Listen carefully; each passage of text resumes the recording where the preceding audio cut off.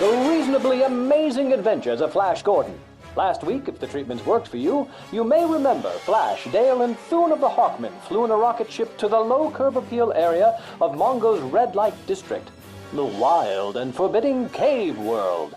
Flash, Dale, and Thune were escaping from a fierce band of lizard men, assisted with some hesitancy by the, let's be generous and say, cerebrally vacuous platypus men, who attacked them. Platypus men. That just feels weird to say. Anyway, as the platypusmen answered the lizardmen's command to attack them, the platypusmen rather sheepishly realized there had been a tumultuous misunderstanding. And when the Hawkmen, well, that feels normal, said, "Attack them," they didn't mean the platypusmen should turn on the Hawkmen, throwing stones and firing the very nice ray guns the Hawkmen at this point now regretted loaning them. The combative platypus men figured out too late that the Hawkmen saying attack them didn't mean attack the Hawkmen, but rather, importantly, they learned over time the Hawkmen meant to attack Flash and Dale, who were escaping from a scouting expedition of the caves. The learning of this tactical lesson allowed Flash and Dale to escape.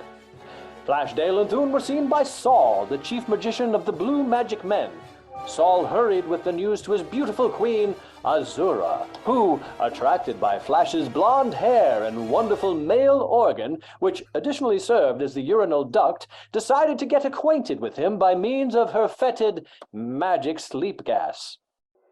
Azura captured the three friends, then she gave Flash a hot time and the drug of forgetfulness, so that he could not remember who he was, her lovemaking skills, or what had happened. Then Azura caused Flash to fall in love with her. At first, Dale and Thune misunderstood Flash's failure to recognize them.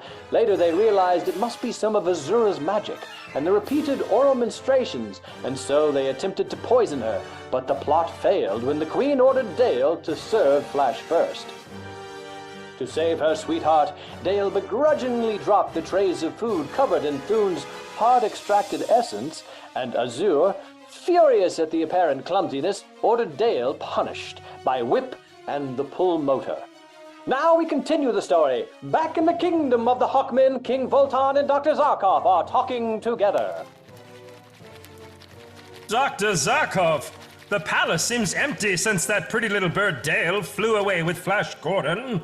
Yes, Voltan, it certainly does feel empty with them gone. That and the fact that you burned all the furniture up at breakfast has made it much emptier in here. I miss Flash and Dale, and the crepe maker in the kitchen that you set on fire. I mean, it was basically a frying pan that only makes crepes, but I still miss it. And also the Kraftwerk music CDs lost in the many fires you set with your beard.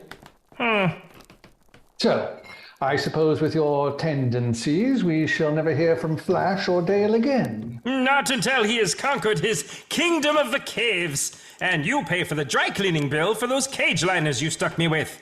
Flash will put everything in order in the caves under his firm yet often thoughtless rule. With Thune to help him, all that should not take long. He's an excellent soldier, as are all the Hawkmen. Yes, I should hate to lose them. I didn't know you were so fond of the Hawkmen, with their feathery, light, fluffy down, like that of a baby bird, and my own rotund body covered in a graceful plumage of a swan. What are you going on about? Put your shirt back on. I forgot you could see me.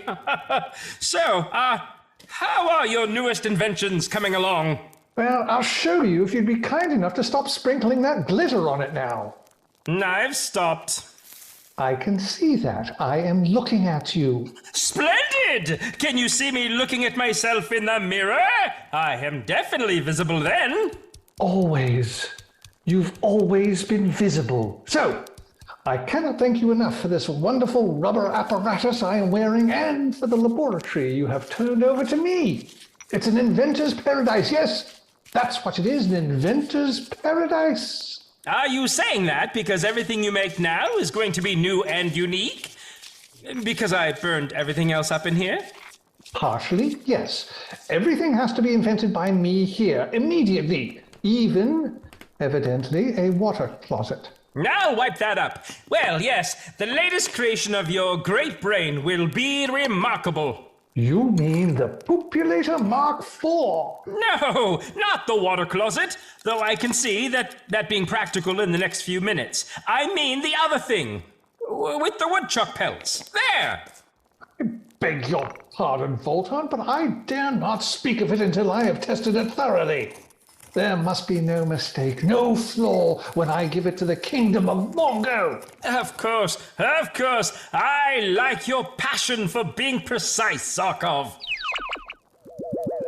Someone is trying to reach you on the space phone. Let it go to space voicemail. I only do space text now. I hate talking on the speaker of that thing. A text I can ignore or answer when I want. They are calling again. Answer it if you like, Zarkov. Oh, that could be funny. Say hello a lot with that accent of yours and pretend to be me. I think this is the alcohol talking again, Voltan. Really? All right, I've stopped. Just now. Okay, I will answer at once since I can't think without ringing. Hello? Hello? Oh, this is going to be good. What? Where? Oh, that accent of yours. Are they laughing at you? Who is it, Zarkov? One of Thune's lieutenants. Thune's lieutenants? What? I can't hear you. I said Thune's lieutenants. I can't hear them, Voltan. I can't hear them, Voltan. You keep talking. What? Thune, tell him you're me. I can't hear them on the space phone because you keep talking when they are telling me what is wrong. Now what's wrong? Nothing. I doubt that, Voltan. Now wait, quiet. Oh no. Hold on. King, Flash, Dale, and Thune are captured by someone named Azura, who I'd swear the person said was the Queen of the Blue Magic Men. Oh, that's just stupid. Well, blame the writers. The lieutenant is calling us. Wants help. He needs help, all right. So do the writers. No, really, he does. Well, tell him aid shall be sent at once. Well, as soon as you can find out his exact position from his GPS chronometer. Voltan says he will send aid at once. Now, with even more accent, tell him you are Voltan and leave a message that you want to order shrimp with anchovies and clam soup. Then hang up and call him back with a different accent and ask if there are any messages from me. What is wrong with you, Voltan? Yes. After you activate your chronometer's GPS. What? Well, find a charger. How are you calling me now? Oh, a space payphone. Where did you find change on Mongo? A space convenience store broke a space 20. Excellent. We will be there soon. Zarkov, do they want me to be in charge of the men? Okay. I have just been told I am to be in charge of the relief expedition. I shall start, in about an hour. In about 2 hours. In the kitchens of the palace of Azura, queen of the blah blah blah blah blah, we find Dale and Thune, his essence drained. Your turn, Princess Dale. I can't be fearful the way things are now, Thune. If only Azura hadn't asked me to serve the food to Flash first. She did, and you sure screwed that one up. What? There's nothing to be done about it now. Let's say it wasn't your fault, Princess. It was the, fate of the gods. Oh, I'm glad you feel that way about it, Thune. I thought you might be. Listen, we must figure out a way to foil her magical power. Move over here. Come on now. Certainly! I think I fooled him. Not really. Move! By the space air fryer? No, here. He wants us to operate that highly developed tuna press over there. Now stand still, woman. There. I go now. I don't see how I can help you foil the Queen. She has me chained to the stove as punishment, and that guard has been making me cook food all day. I haven't moved for hours, and I can't. It's horrible, Thune. Horrible. Hold on. I got a clock and a grunt with a stack in the alley. Order up! I know, I can move, but I've had to resist the urge to comply and instead stay here with you out of solidarity, even though I am perfectly mobile. Now I can't even see Flash anymore. Yes, you can, Princess. How? The chain on your manacles will permit you to walk this way to the galley. Walk that way now! Over to the window! We can look out into the garden. No doubt Flash will sometimes walk by. With the Queen wrapped around him as usual. Yes, I'm afraid Azura will be with him.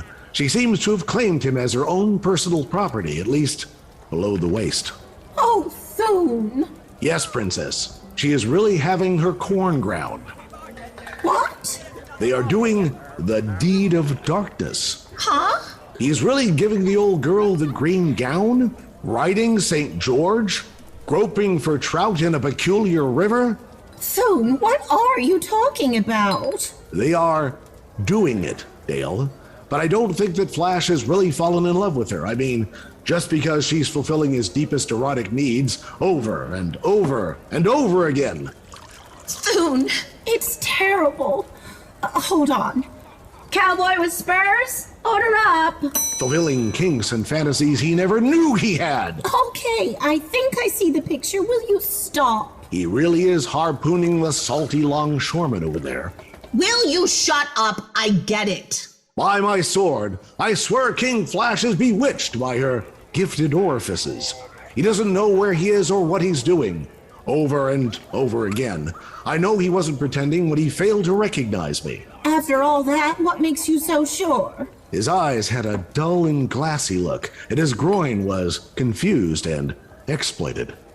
Why, yes, I remember. I saw that too. When he looked at me, it was as though he looked through me instead of at me. If only I could reach my men. That is, if there are any left. If only I could reach my man, if there is any of him left. I don't know what happened after Azura broke that gas bomb in our faces. Captain Thune, if you obey all the guards' orders, they may put you on parole or something. That may give you freedom of the palace. You think they are that stupid? Hold on. I got an Adam and an Eve on a raft and I dragged them through Wisconsin. But I am lactose intolerant. Take that up with your waiter. But if I see a go-back, I may just clean the stove in whatever I send back out, capiche? I'll eat around the cheese. Stupid? Yes, Thune, I do. Well then, that's an excellent idea. Excellent! Thank you, Princess! Thank you!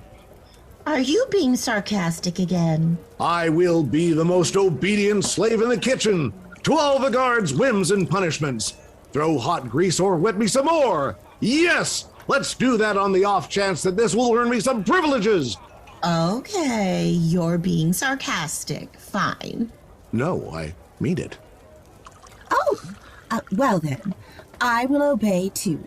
Oh, Captain Thune, we must do something to save Flash from that wicked woman's ministrations.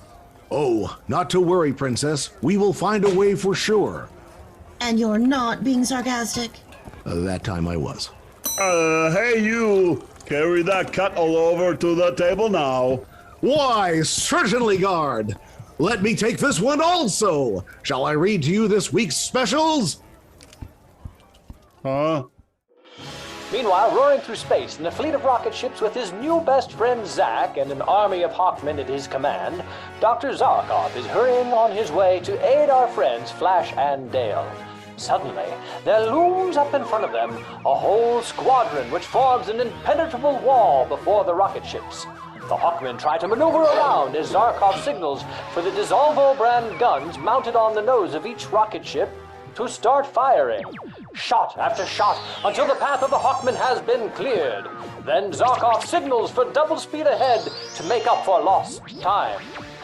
At the same time, in the palace of Azura, Flash is again entertained by the Queen. That gold armor isn't worthy of you, my prince. I will see to it my armor makes something more revealing and flimsy for you. My beautiful Azura.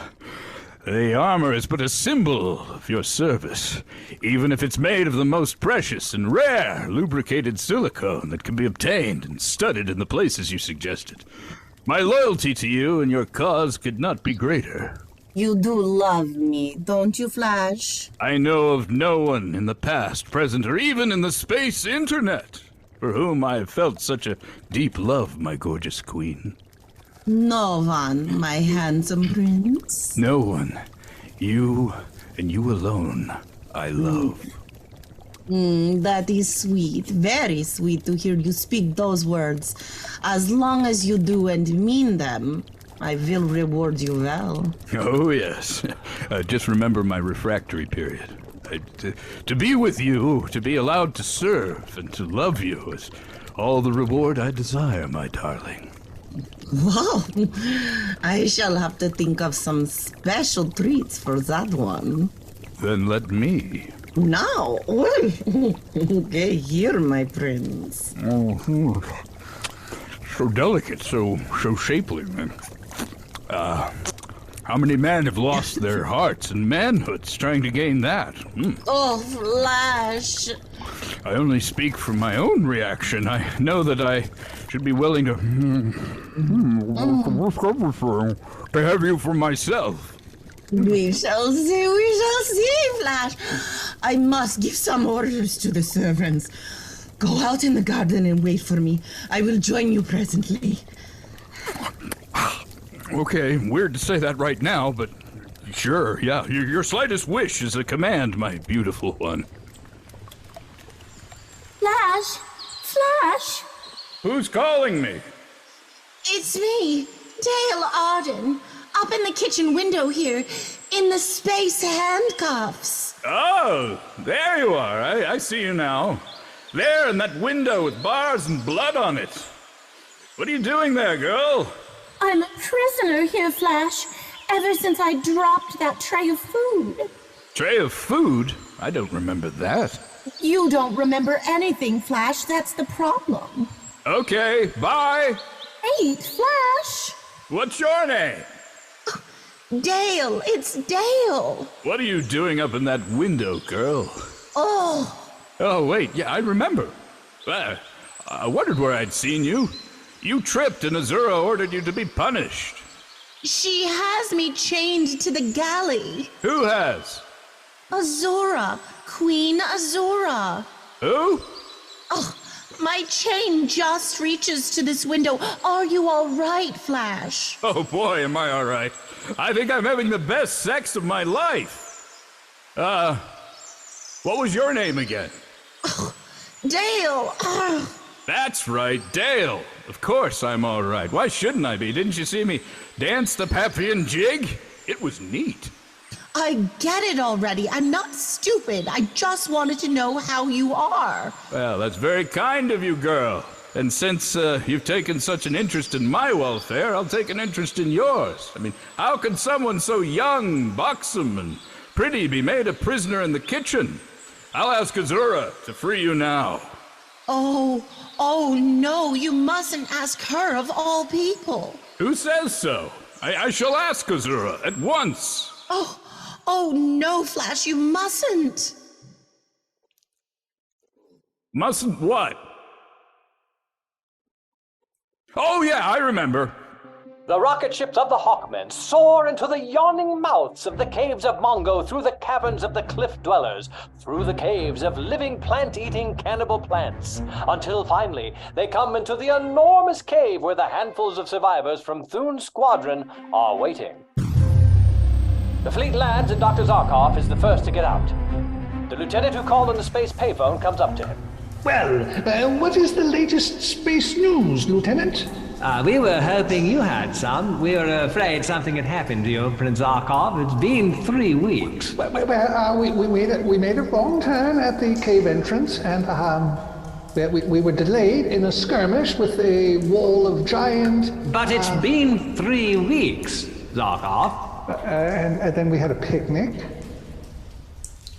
What is the latest report on the fate of my friends? We don't know what happened to them after the blue magic men captured the King Flash and Princess Dale. Wait, you really did say blue magic men on the phone a few weeks ago? I thought it was just a bad connection. No, really. Blue magic men blasted through the tunnel leading to their land, killing most of our men. What was magic about them? Who? Those blue men. How magical were they? I mean, is there any chance that Flash and his companions are magically still alive? Who knows? That's the land of magic. Of course, but still, I mean, there's nothing really magical about blasting through a cave tunnel. I mean, what was the sorcery part of it? Okay, maybe saying they are magic blue men is overselling it a bit, but they did this thing with a deck of cards and a drum machine. We are still trying to figure it out. I have brought a battery of Dissolvo brand ray cannons with us. We will blast our way through these little blue magic men to my friends. Their cups and balls are unparalleled. But who said they were little? Unaware of their impending danger, Azura and Saul confer in the palace of blue magic men. Saul, you understand now? Oh, perfectly, Your Majesty. There is nothing too good in my whole kingdom for my new prince. His every wish shall be obeyed, O Ancient One. What? I mean, his slightest whim shall be fulfilled, tarnished ruler. Oh, I do not know what I shall do with his companions. They are problems. I do not want them around, and yet I cannot execute them. If the drugs you gave him should wear off and Flash discovered what I had done. Azura! Azura! Oh, I told him I would only be a minute. The dear boy is so madly in love with me that he cannot bear to have me out of his sight. Open the door, Saul. With all speed, my big astral queen. Here I am, Flash. Azura!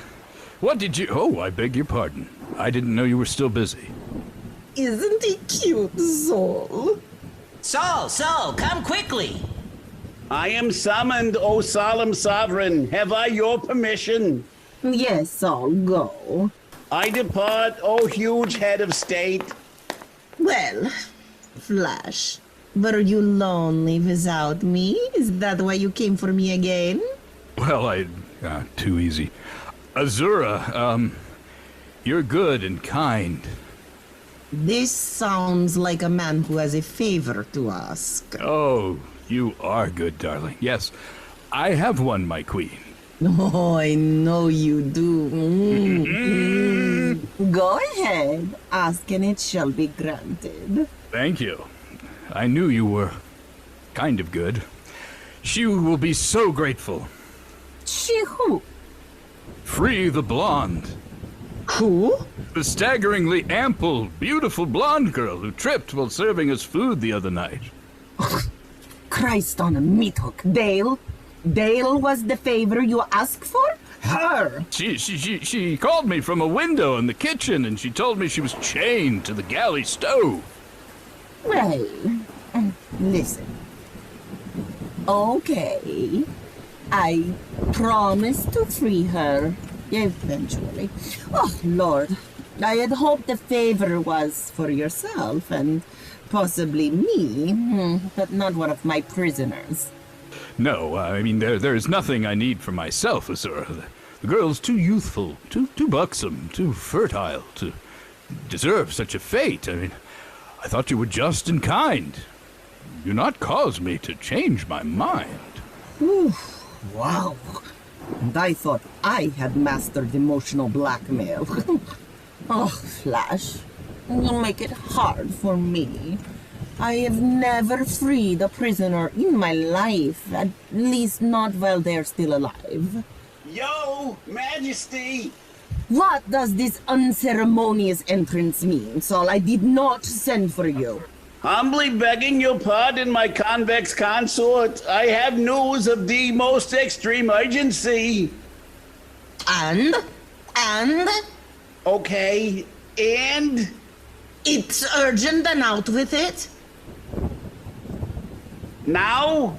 Speak! It is really quite urgent, I assure you. Yes, speak. I get it. It's urgent. Tell me. Perfunctorily speaking, this latest dispatch is of such import that it beggars belief it can be contained in mere minutes and has all the hallmarks of a red letter, hair on fire, drop everything this instant sort of situation. Holy Mongos nads. Tell us, Saul. Okay. Our land is being invaded by the Hawkmen. Hawkmen? We must go forth to war. Attack the platypus men. The platypus men. That sounds weird. Do it. They will assume it is the Hawkmen. That will keep them busy. Our army must be called out. I will press the signal. Oh! I am never again hiring the guy who installed that signal. He was a clown! And whom do you wish to lead your men into battle, O bearer of the rigid scepter? I must appoint someone to head the army. Will you lead our men into battle, Flash? I really don't want to. Your majestic acreage. Don't want to? Why? Have they ever done this before? Yes, of course, lots of times. Well, I haven't. I mean, who am I to lead them into battle? I've never... Your Majesty, I could... Just say you'll do it. Your Majesty, serving as your commander-in-chief would be my pleasure, my queen. With no military experience. What? I'll do it. The Tsarina of Zero picks this stranger over me? Well, he has been winding my little ball of yarn, so... Let her beware! Let her beware! We can hear you, Saul. And don't furrow your brow at me while you're planning. Fine. I'll exit first. In fact, I shall saunter off with a skip in my step, twirling my imaginary mustache as I scheme and plot my devious plan of vengeful jealousy. Saul. I'm going now, I'm going. Off I go on a perfectly ordinary kind of day. Azura, how large is your army? I do not know exactly. Many of them are wearing camouflage and refuse to get undressed no matter how much I insist. What's that empty space over there? That might be them. They're really good. Well, then I suppose the first thing to be done is review the regiment. I must know what strength of armed men I have at my disposal. This is the Special Royal Guard trained in the fine arts of combat. Each is a killing machine. We will have to use those two. Well, I guess that pair could be useful. And this, Flash, our advanced tactical water cooler division. Water coolers? Each is fitted with a listening device. We launch them into the battlefield weeks in advance, and then our enemies gather around them. And you get information that way. Brilliant! What's that over there? That is our crack squadron of one-armed loot players. Excellent. I was concerned we wouldn't have that covered. What's in those wheelbarrows? That's their arms. Gross. But okay. You are very much like me, Flash. Now, come under this balcony with me. Only place I haven't. From here, you will have a good view of the parade ground. I wish to have your army. Our army, my prince. Yes. Our army. We'll pass and review. Will you give the order, please? When I asked you to become commander-in-chief, I gave you full command of the armed forces. Thank you so much. Saul! Sire! Send word to the formation to pass this balcony. As you command, sire. I mean, it's not like you could do it. standing here like I am and all. Go on. Azura and Flash kissed passionately as they talked. Serving as your commander-in-chief is about delegation, Saul. It's about shifting of authority and responsibility, particular functions, Saul.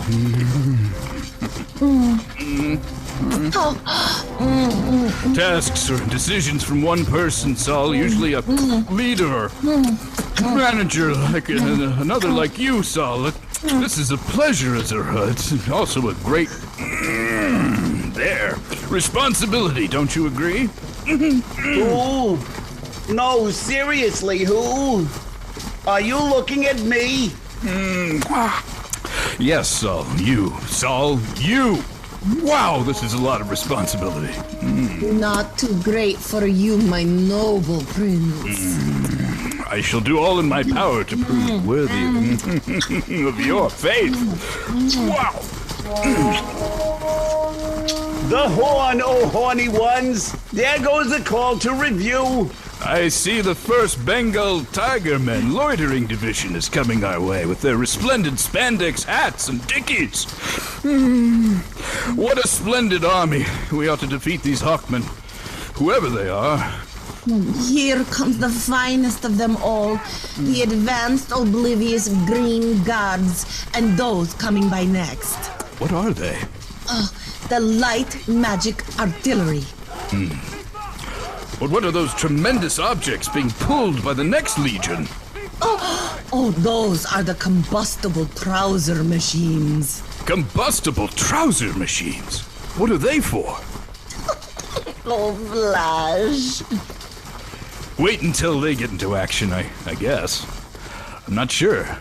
You're not only a queen of magic, my beautiful one, but you're also a queen of suspense. What legion is this? They use my sleep gas and more.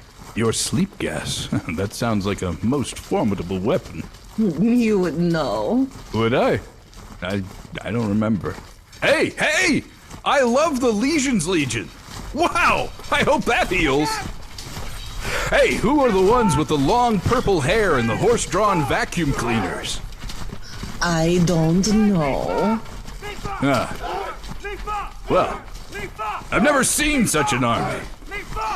Me either. Have you seen enough, Flash? Only about half our regiments have even gone by, and next, there is a really fantastic crack bachelor's in psychology with an emphasis on career counseling rifle division. No, Oh, don't you want to stay under the balcony with me a little bit more?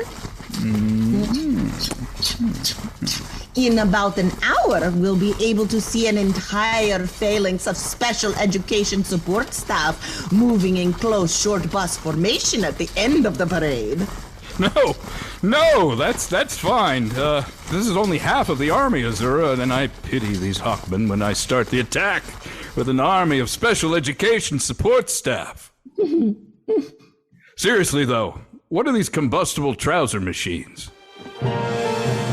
While Flash is looking over his army, Prince Zarkov is in conference with Hieronymus T. Anti-Vaccination, one of the Hawkmen's oddly named officers. Oh, Zarkov. Logical thought usually eludes me, but we must find out if Flash, Dale, and Thune are still alive before we make any rash attacks. You are quite right, Commander Anti-Vaccination. Turn on your spacograph and let us see what we can see of them. What will happen when a completely inexperienced Flash leads Queen Azura's blue magic men against the gallant Hawkmen? Listen, I don't normally do this. What? Do you have any idea the implication of combustible trouser machine? Oh, Flash. Follow the reasonably amazing adventures of Flash Gordon here on this podcast, along with other shows like Skippy, the Magical Bereavement Coordinator, Father Spasm, and of course, Desdemona, the IT Operations Network Specialist, with more adventures on Captain Yammer's lubricated kids' jungle gym and more podcast episodes from across the pond with little arseholes. And don't forget to listen again to the other chapters in the reasonably amazing interplanetary adventures of Flash Gordon!